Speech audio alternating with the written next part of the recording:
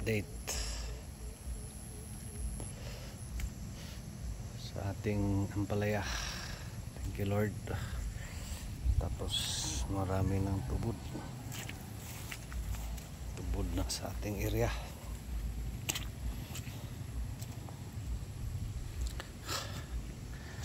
So update, mahangin ngayon ng araw, kagabi wala. Thank you Lord. Sana kung mas stress man, hindi lang masyado. So grabe ng tubod dito. Free free irrigation. Sana makasurvive. Kaya igo tong usabin? Ha? Igo pa to? Tapos spray tayo today. No? So sana makasurvive. Thank you Lord. Stress na stress kanina kasi mahangin. Sana okay lang.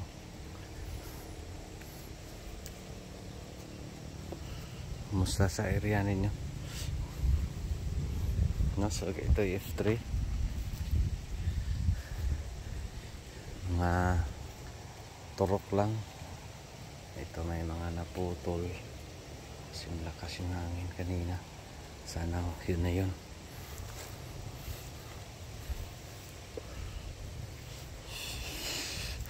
Dito din nasprayan ng damo, nakaligtaan.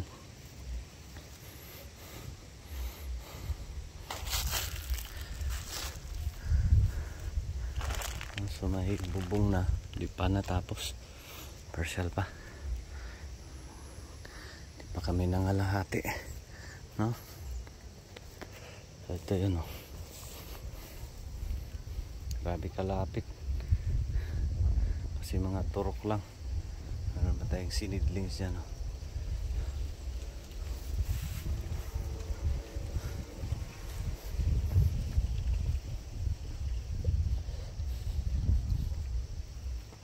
Ito wala pang bubong, no? Di pa nakaabot sa bubong dito. Meron man ilan. Tapos ito yung challenge dito sa tuktok kasi grabe yung hangin. So ano na to, 3 bagyo na dinaanan nito.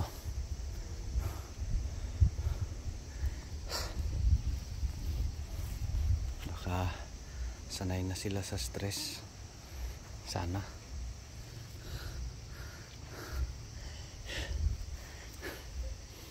Tapos di pa natin to na-pruningan guys kasi naaalala ko yung bagyo. Kasi pag mag-pruning ako kaganon-ganon. So buti na lang hindi natin pinruning para yung mga sanga sa ilalim kahawak pag ayan, sasayaw-sayaw.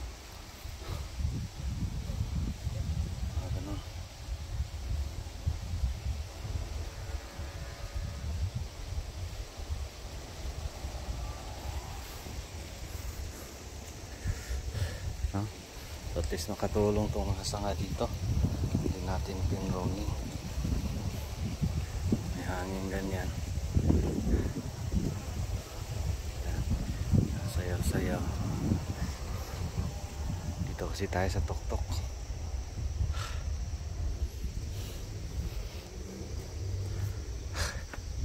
Sana makasurvive.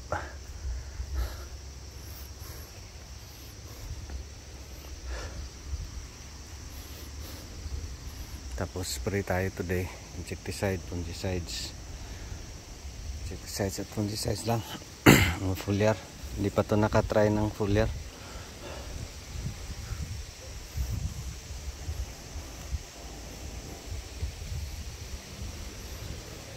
Tapos abono natin granules.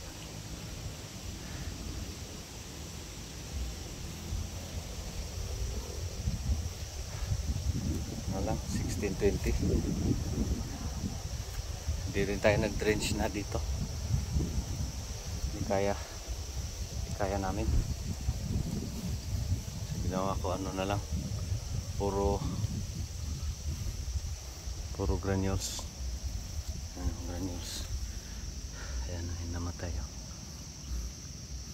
No? So grabe ito kadami kasi mga sumibol. So gagawin ko doon sa pruning time, mag pruning kami, so doon na yung pa-finalize kung sino matitira, sino ang ititira, kasi may mga ganito kasi ito naging barako. So puputulin natin to kasi marami pang sumisibol dyan. So yan yung itira. Makarami talaga to kasi mga ano lang to, turok. Yun bang sumisibol lang dyan sa gilid. Tapos naglagay tayo ng ano, additional F3 pa rin kasi may seeds tayo dun sa mga area na wala. Napuno yung tab natin.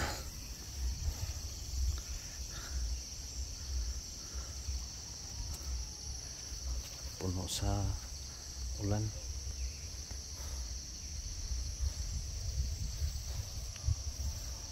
So ito yung update dito sa tuktok. Sana makasurvive yung ating mga tanim. So pinatay ko yung tubig ko.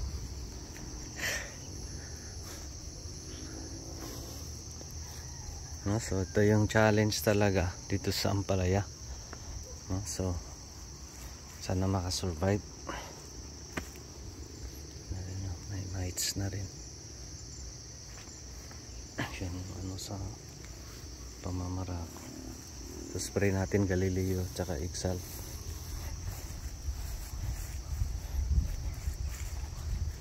So may marami, may wala rin, may bakante. Ito yung ano, dito napakasikip talaga. So gagawin natin during pruning, tira natin yung ano kailangang itira. So dito may nakaabot na sa bubong.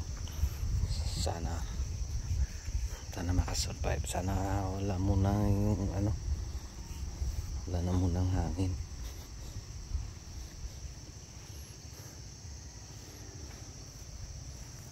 So may bubong na yung iba dito sa taas, hindi pa.